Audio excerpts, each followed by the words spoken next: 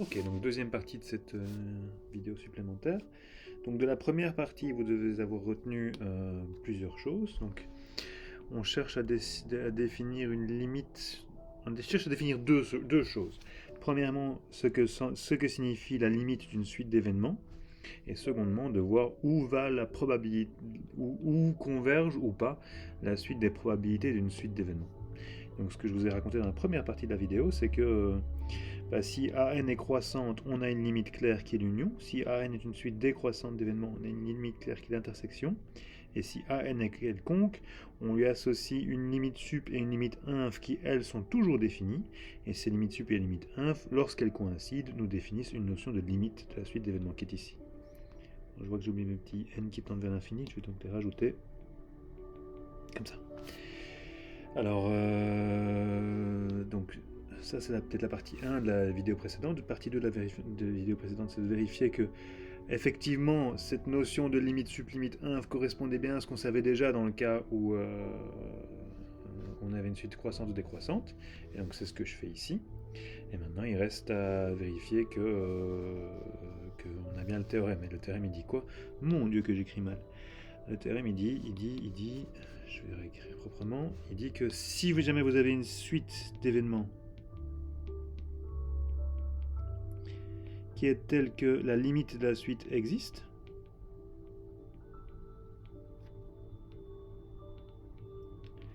bah alors cette limite, elle est bien compatible avec la notion de limite associée à la proba, c'est-à-dire que la probabilité de cet événement limite est bien la limite des probabilités des événements dont on a pris la limite.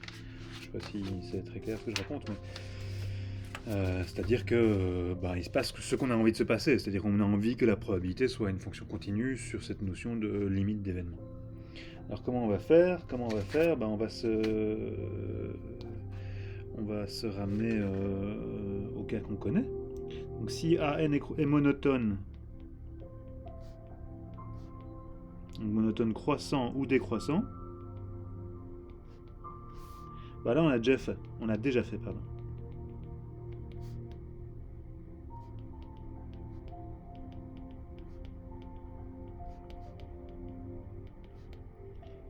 Reste à voir ce qui se passe dans le cas où AN n'est ni croissante ni décroissante. Je reprends ce qu'on avait raconté en haut. En haut, on avait raconté. Où est-ce que c'est? L'affirmation 1, elle est ici.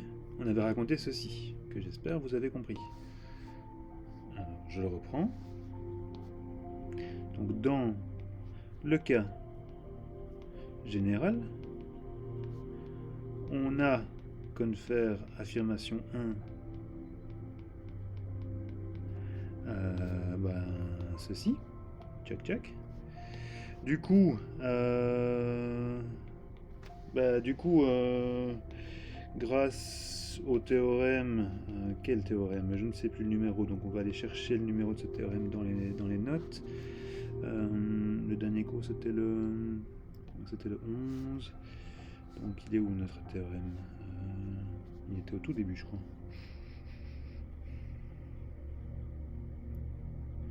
Théorème 1.35, donc c'était le théorème 1.35 ici, et c'est le point, c'est quel point dont je vais représenter? C'est celui-ci, donc théorème 1.35.4, je reviens ici, donc grâce au théorème 1.35, l'item numéro 4, on sait que la probabilité de cet événement-ci, excusez-moi, je dois avoir un crochet, est plus petite que la probabilité de cet événement-ci, qui est plus petite que la probabilité de cet événement-ci. Ok. Oui, mais cet événement, cette suite-là, on sait qu'elle converge. On sait qu'elle est croissante et donc elle admet une limite. Donc cette suite-là, vue comme suite qui dépend de n, est une suite croissante. On l'a déjà vu juste avant, donc je ne vais pas le répéter. Suite croissante, j'ai écrit le contraire de ce que je veux dire. Donc ce machin-là est une suite, je vais réécrire décroissante, est une suite croissante. Et on sait, par je ne sais plus quel théorème juste avant, et on sait donc que quoi, où est-ce que je l'ai écrit? Voilà, je suis désolé les amis que j'écrive aussi mal. On sait que si on a une limite croissante, la limite sup est égale à la limite inf est égale à la limite de cette suite, et c'est l'union. Et en plus, on sait que...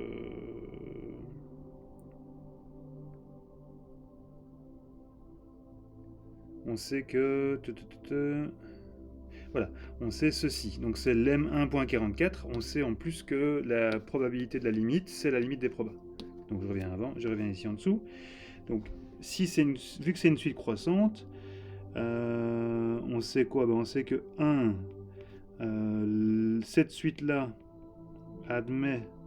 Enfin, la limite de cette suite-là, c'est l'union de ces gars-là. Donc limite pour n qui tend vers l'infini de ces gars-là, c'est leur union. Donc c'est l'union pour n qui va de 1 à l'infini des intersections pour i qui va de n à l'infini des ai. Donc ça on le sait parce que c'est une suite croissante, et donc que la limite d'une suite croissante c'est l'union. On sait deuxièmement que la limite de la suite des probabilités de ces événements, c'est égal à la probabilité de l'événement limite. Donc ça c'est le lemme, j'ai déjà oublié, 1.44 première partie je crois. Donc c'est égal à la limite c'est égal à la probabilité de l'événement limite. Qu'on a vu juste au-dessus, donc grâce à ceci, que j'ai pas assez de place. Je vais tenter de gagner un petit peu de place pour que ce soit sur une ligne. Et donc ça vaut quoi ce truc là? Ça vaut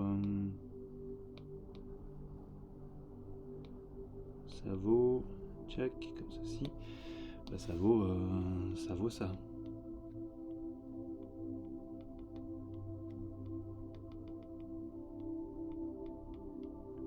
Ok, mais donc la limite des probas ici, de ces gens-ci, cette limite-là, c'est la probabilité de quoi? C'est la probabilité de l'événement limite sup. Pardon, c'est la probabilité de l'événement limite inf. Donc c'est ce qu'on avait défini. Lim inf, il est où lim inf? Il est défini... ici. Donc c'est bien l'union des intersections. Si je reviens en bas, on a donc ici la probabilité de l'union des intersections, c'est donc la probabilité de l'événement lim inf. Ok. De même, cette suite-là,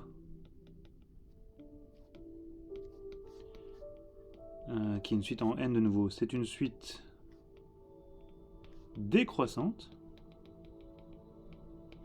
Et on sait que, toujours par exactement les mêmes arguments qu'au-dessus, 1, la limite de cette suite décroissante, la limite d'une suite décroissante, on avait vu que c'était l'intersection.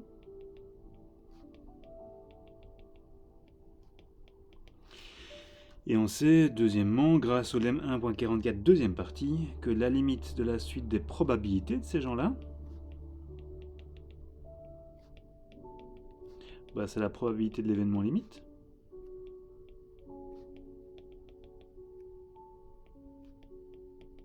Donc c'est aussi le lemme 1.44 deuxième partie. C'est voici deuxième partie. Voilà.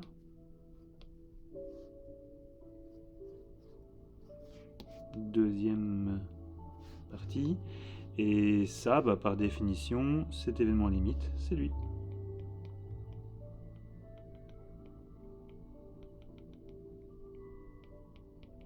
Oui, mais là on est content, parce que ce truc-là, c'est quoi? Ça, c'est la probabilité de l'événement lim sup. Ok, donc on y est presque. On a montré que ceci est égal à ça. On a montré que ceci est égal à ça.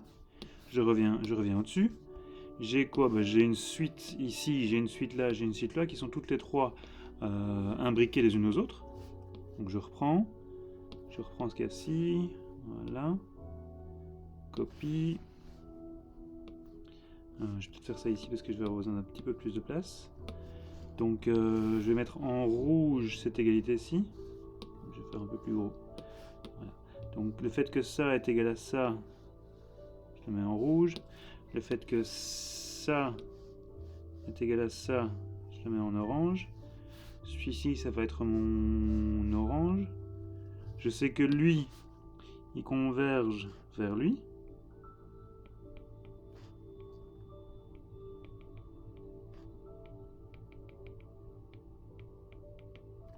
Pourquoi je sais ça? Parce que c'est ce que j'ai raconté juste avant. Voilà. Je sais que l'autre, il converge quand n, toujours quand n tend vers l'infini. Hein. Il converge vers ceci.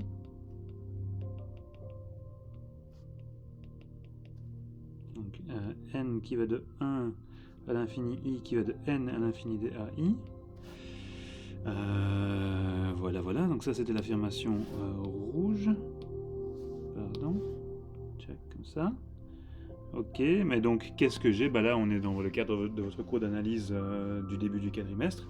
On a une suite de nombres dont la limite, dont on a une suite en dessous qui converge vers quelque chose, une suite au-dessus qui converge vers quelque chose, et on sait que si lim sup des an est égal à lim inf des an, donc la lim inf c'est la partie rouge, la lim sup c'est la partie orange, ce gars-là c'est lui, ce gars-là c'est lui. Si jamais lui et lui sont confondus, cette probabilité-là est égale à celle-là. On a la règle, je ne sais plus comment vous l'appelez, si c'est la règle du sandwich, la règle de Leto, la règle de autre chose. Et donc dans ce cas-là, quand n tend vers l'infini, la borne inférieure converge vers la même valeur que la borne supérieure. Les deux sont donc égales, donc celui-ci n'a pas d'autre choix que de converger vers cette valeur-là.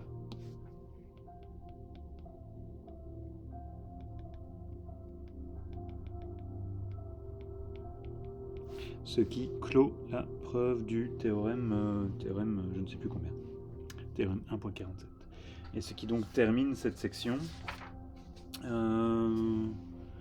Voilà. N'hésitez pas à me dire que ce n'est pas clair. Et je referai une vidéo où on fait des rendez-vous, c'est peut-être plus efficace. On se parle par Teams ou en vrai si jamais on est de nouveau autorisé à se parler en vrai pour tenter d'expliquer ça plus clairement. Donc ne vous inquiétez pas trop si vous ne comprenez pas vraiment ce qui se passe, si vous trouvez ça trop abstrait, laissez ça de côté pour l'instant, revenez-y au mois de mai. Ça ne va pas jouer de rôle dans la compréhension du cours. C'est-à-dire qu'on va pouvoir faire tout le cours, simplement je vais de temps en temps faire appel à ce résultat. Je vais de temps en temps vous rappeler qu'on peut faire ce tour de passe-passe ici, mais c'est vraiment uniquement de temps en temps, ce n'est pas indispensable pour réussir à faire des calculs de proba et pour réussir à faire des exercices. Donc voilà.